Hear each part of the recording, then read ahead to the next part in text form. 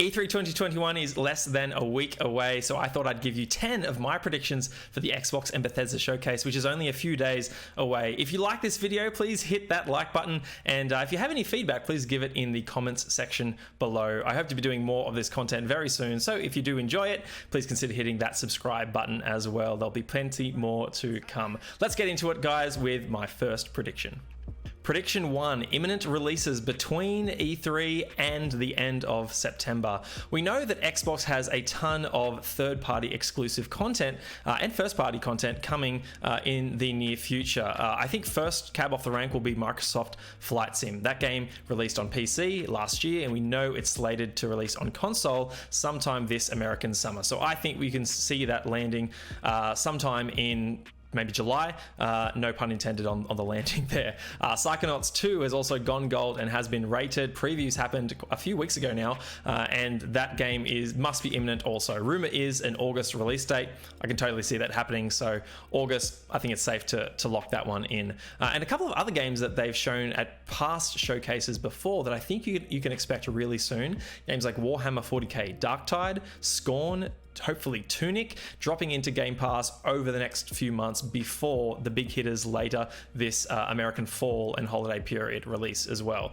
So look, I think you can see those scattered about the next few months, but Microsoft will want to highlight just how much content is coming those next few months. One game I hope we see that we haven't seen for a long time is Cuphead, The Delicious Last Course, the DLC to my 2017 Game of the Year. Absolutely love that game, and I want to see the DLC launch. I'm praying for a shadow drop.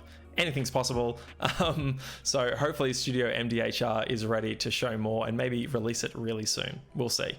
Prediction number 2, big fall releases. I think Microsoft has a salvo of new content for this later fall holiday period. I think one of those games is going to be CrossfireX. We know that the single-player campaign is being developed by Remedy, the same studio who gave us Alan Wake, Quantum Break, and most recently the fantastic Control back in 2019. So listen, they've showed CrossfireX a couple of times. I think it was originally slated for 2020. I wouldn't be surprised if it launches later this year, and I think showing a fantastic, gorgeous looking single player campaign demo of that game would do wonders to really fill out the 2021 year for Xbox. There's also rumors that Sea of Thieves is going to show up at this showcase in a big way. Rare was focusing on more frequent, smaller releases last year and even before that, and we know now that they're pivoting to more significant, less frequent drops and expansions for Sea of Thieves. So look, maybe something is shown this E3 and releases really soon as well. Hopefully that lands in maybe September.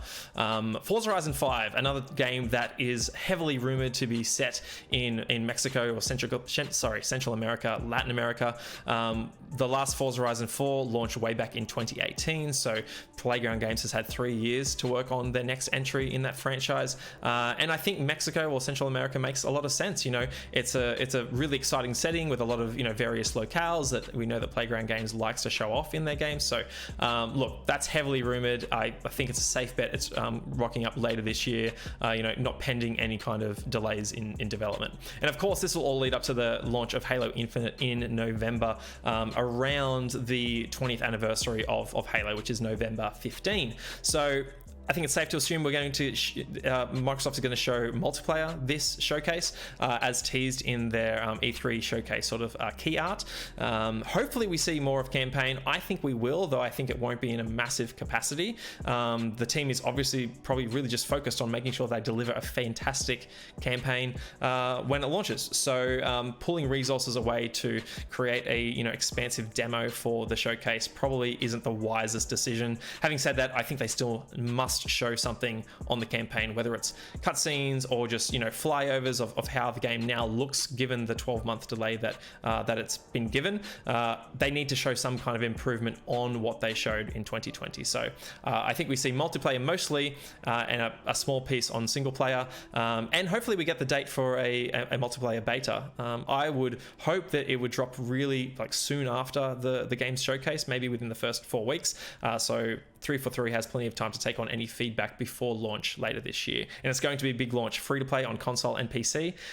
The day, the month one numbers for Halo Infinite are going to be massive, so they need to get it right. Prediction number 3, 2022 roadmap. I think we get a good look at most of the titles coming in 2022. One game that I thought, that is originally slated for 2021 and might still be the case, but I think would perform better in early 2022 is Grounded. We know that Obsidian had promised a V1 release of that game after game preview within, I believe, the American summer period of 2021. I think if the 2021, latter half of 2021 is going to be as packed as, at least I think it might be with a lot of these releases in Game Pass, it might be smarter to just give Grounded as much time as it needs, polish it to near perfection, and release a really strong game in January or February when it's not too busy and it can have its own limelight. I think it would do wonders for a game like that, and I'm sure Obsidian would welcome more development time for that title. So I'm kind of pegging it for an early 2022 release. As Dusk Falls, a new IP shown last year from Interior Night, a brand new studio that's didn't get a release window when it was first revealed, so I think most people assume it's going to be 2022. I can see that rocking up in the American spring, probably around like the March-April period, so hopefully we see some more of that one. Stalker 2, this could be a really big title for Xbox. It's obviously going to look stunning, so I would hope that we get some kind of in-game trailer, maybe even a gameplay demo of this title. It was originally, it's currently slated for 2021, but I've got a feeling it'll slip into early 2022, and I think it would behoove Microsoft to really showcase this title as a big exclusive, that's dropping into Game Pass day one. So hopefully we see more of that. Obviously Bethesda is going to show up in a big way. We know Starfield is a near certainty to be at E3, and I would hope for some kind of in-engine, in-game showcase with Todd Howard maybe speaking through different elements. I don't think you're going to see like a 15-20 minute expose on the title and all its features, but Starfield heavily rumored to release in 2022, maybe late 2022, maybe earlier. We don't quite know for sure, but we know it's going to be there in some capacity. So look, Bethesda's going to be there big way. This is obviously Xbox and Bethesda showcase, so who knows what else we see from Bethesda. A couple of their teams, notably Arcane and Tango Gameworks, are obviously focused on Deathloop and Ghostwire Tokyo exclusively for PlayStation. They're also shipping on PC as well, though I don't think you'll see them show up in this showcase. There's obviously another Arcane team working on something new.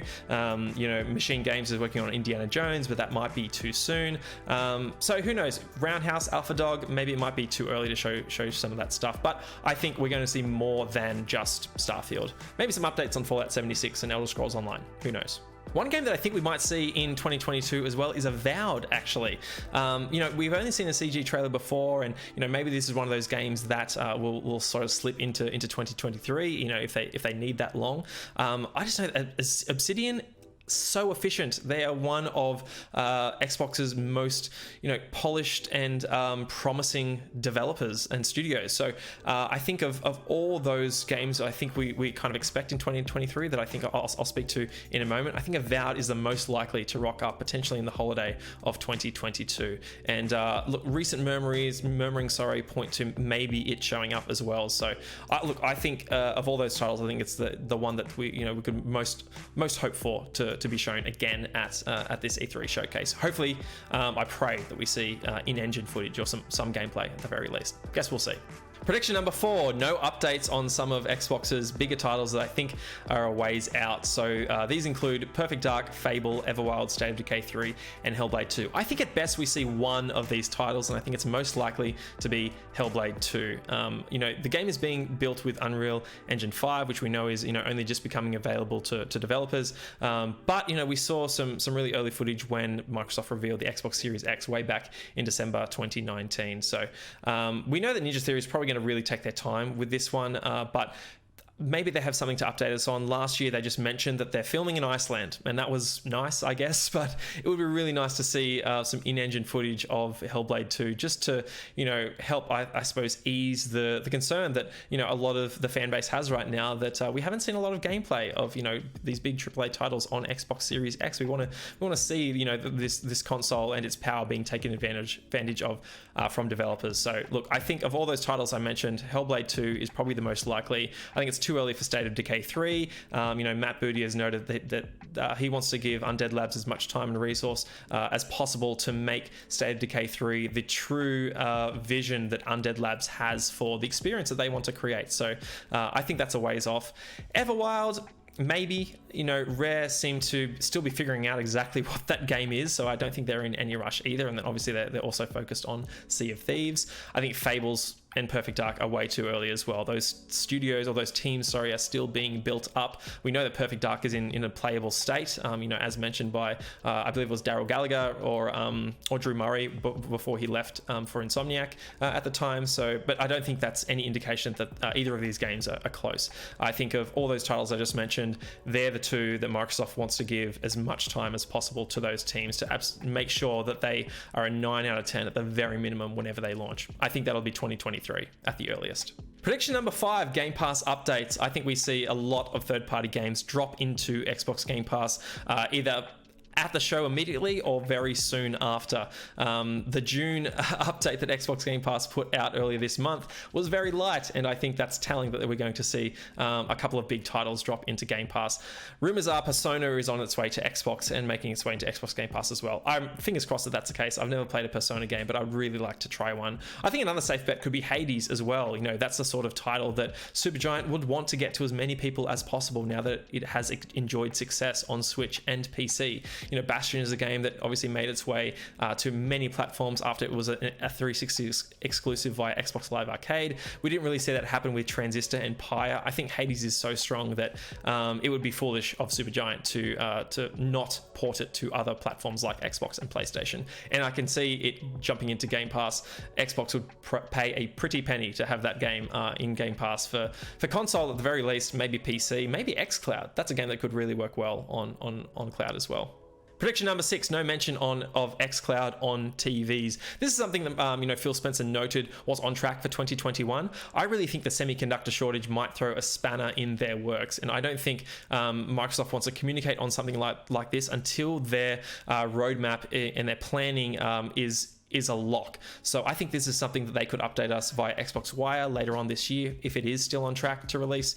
Obviously they want to get an xCloud app of some kind onto Samsung and LG and all smart TVs, and in order to get Game Pass to the 3 billion players that they so often tout that they want to reach as well. I don't think we hear about it at E3. I think it's too soon, and I think that I really think this semiconductor shortage could be inhibiting the progress of them wanting to upgrade those xCloud server blades to Xbox Series X specs. So I think no showing at E3 this year. Acquisitions, rumor has it that Microsoft is picking up at least one, maybe 2 or 3 studios, and we know that Microsoft likes to pick up teams that could do with a bit of financial security and a bit more resource to help them realize the vision that they might not have been able to in the past. So I picked out a couple of developers that I think could be on Xbox's hit list. First among them is Armature. This is a team that they worked closely with on Recall way back in 2016 on Xbox Game Studios publishing level.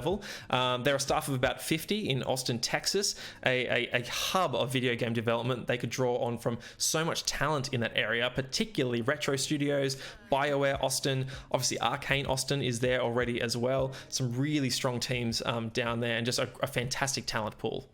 So I think Armature, a strong candidate for pickup from Microsoft.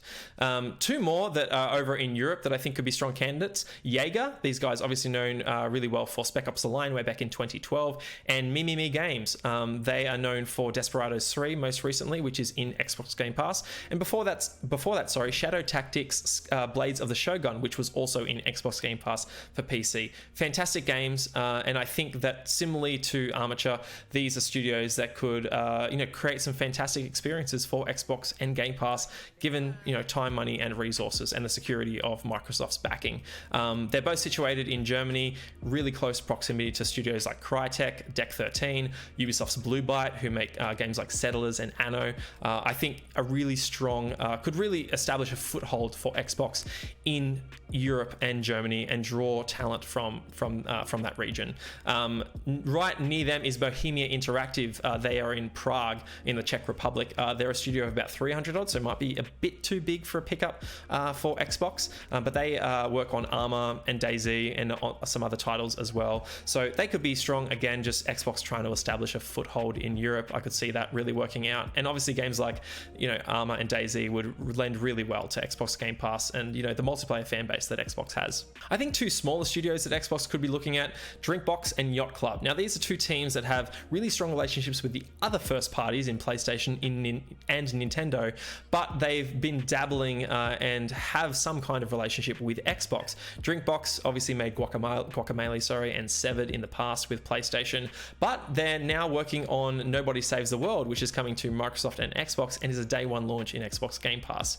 Similarly, Yacht Club, strong relationship with Nintendo. They've shepherded the Shovel Knight franchise for most of their history, but most recently they published Cyber Shadow day one in Game Pass as well. So I think two small teams that might help fill out the content schedule for Xbox and Game Pass. Obviously, really talented teams that could bring a great variety of titles to Xbox's catalog. Prediction number 8, no Nintendo partnership announcement yet.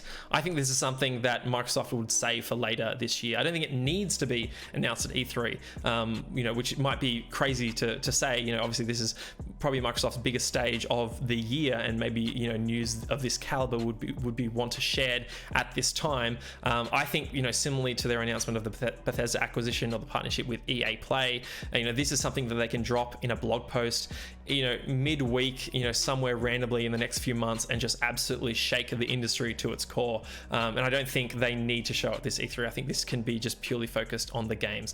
I think it's happening. Obviously, Phil Spencer had the Nintendo Switch on his shelf during one of his recent interviews.